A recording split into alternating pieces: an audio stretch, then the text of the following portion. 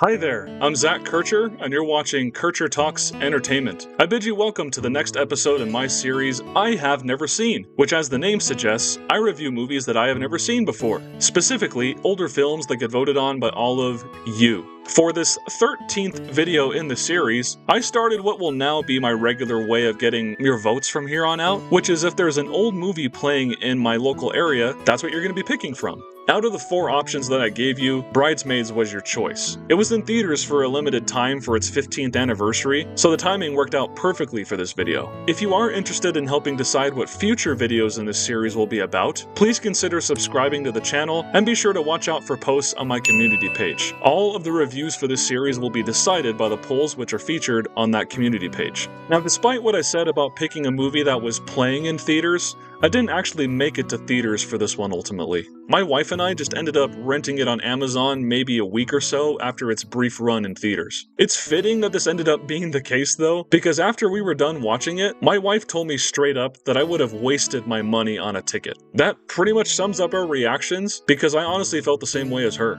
If you've followed these reviews of mine, then I know what you might be thinking. 2 chick flicks in a row that I've outright disliked? I must be an absolute curmudgeon then when it comes to movies that my wife wants to watch. Well, I sure hope I'm not, but I do have 2 things to say about that. First, my wife disliked both The Notebook and Bridesmaids. She thought this movie in particular was absolutely repulsive and one of the absolute worst movies she has ever seen. Her words, not mine. Second of all, a chick flick, raunchy comedy, or a combination of both are admittedly not my first choices of movies to watch, but if they're good, then they're good. I said as such in my review of Superbad last year, which I was surprised at how much I enjoyed. What exactly made it so that Bridesmaids didn't work for me though? There are a number of reasons, but the first thing that I thought of was why it made such an impact on people in the first place. You see, even when Bridesmaids came out 15 years ago, I remember reacted to it so strongly because it gave women a chance to be just as gross and edgy as guys can be.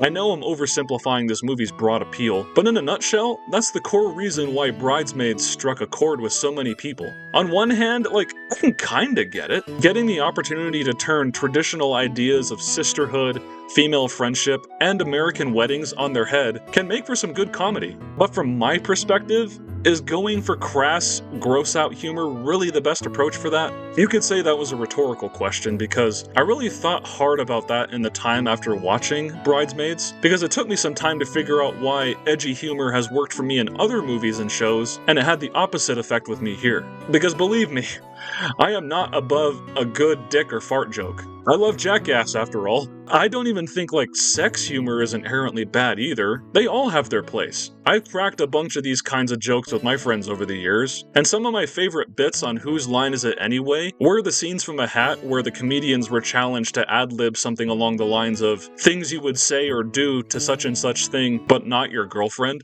Things you can say about the food you eat, but not about your girlfriend. Breasts, breasts, breasts. I'm sick of breasts. Where are the thighs? Everything tastes better on a Ritz. But then it hit me. In all of the cases where crass humor has worked for me, yes, there was an element of wit and cleverness to such jokes, but there was also an element of surprise. Some of the funniest movies I've ever seen are able to catch their audiences off guard with the goofiest stuff imaginable. And better yet, those punchlines don't linger either. I think of how the Monty Python troupe could land a joke in The Holy Grail or Life of Brian, and then the movie moves on to either twisting the same joke in a clever way, or just do an entirely new bit. Bridesmaids, by comparison, lacks any sense of urgency and surprise with its humor. I would also say that the movie doesn't know when to restrain itself either. Was that a problem with the screenplay by Kristen Wiig and Annie Mumolo? Or did the editors not know quite what to do with the material they were given? I can't say for certain, but either way, on reflection I realized that this movie tried to operate on a series of sketches that dragged on far too long to make a serious impact. The result is that many of these scenes just felt pitiful and awkward to me. It's the same kind of feeling that you get when you watch SNL, which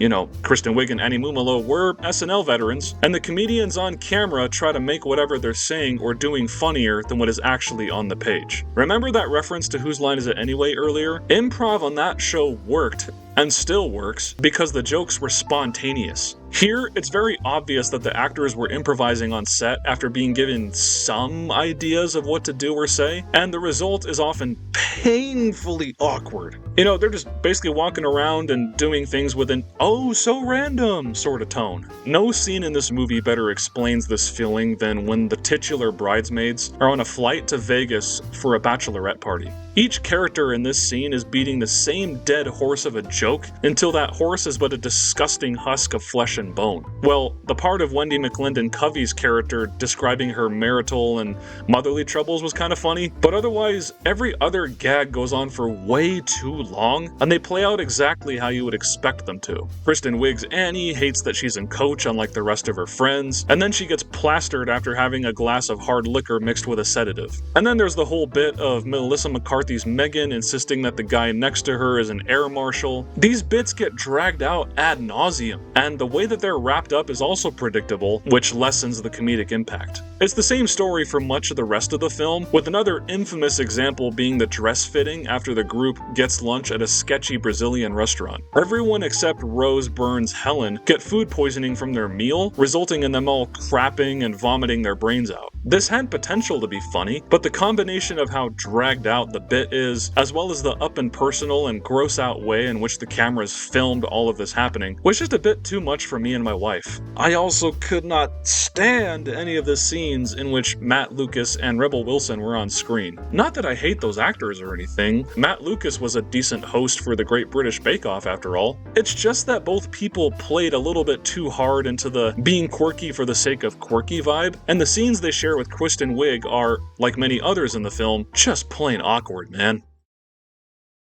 As I've continued to reflect on my experience, the more I've come to realize that Bridesmaids felt to me like it was trying to replicate the tone of a Nora Ephron movie while working in that flavor of edgy sketch comedy. I say that because some of Nora Ephron's most famous screenplays, such as When Harry Met Sally, Sleepless in Seattle, You've Got Mail, you know, those kind of movies, they're all comedies centered on the struggles of working American women. I don't think it's fair to compare Bridesmaids to those movies on a 1-to-1 ratio, but I couldn't help but notice the parallels with how this story plays out. Our protagonist, Annie, is a 30-something woman who is living a rather aimless life after having lost her bakery in the Great Recession, and once her best friend Lillian, played by Maya Rudolph, tells Annie that she'll be the maid of honor at her wedding, well, antics ensue, as they do in a movie like this. The movie bounces between the goofiness of the events leading up to the wedding, with Annie struggles to make ends meet, find a meaningful relationship, and seek fulfillment in her life. All the while, her lifelong friendship with Lillian is under threat by Helen's wealth and reputation as a wedding planner. Putting aside my issues with the humor, I don't really think this story works because the side of Annie's life struggles and the side of bridesmaid hijinks, they're constantly at odds with each other. The tonal consistencies between both sides of the story made it so that I was often confused as to whether I should feel pity or secondhand embarrassment. I could see the story really working had the film gone in more of a Nora Ephron style direction of keeping the situations grounded in reality, sort of like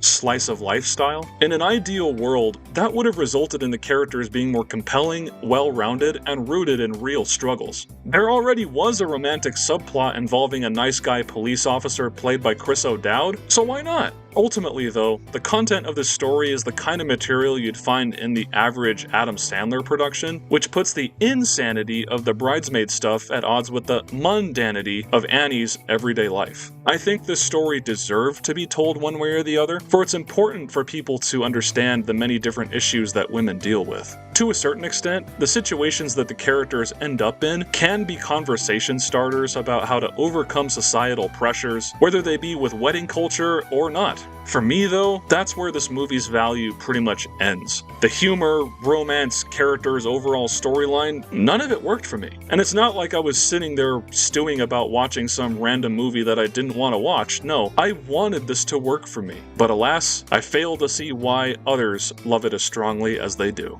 And that's it. Thank you so much for watching. If you enjoyed this video, please do give it a like and subscribe to the channel. For doing both of those things really do help my channel grow, and I will see you all in the next one.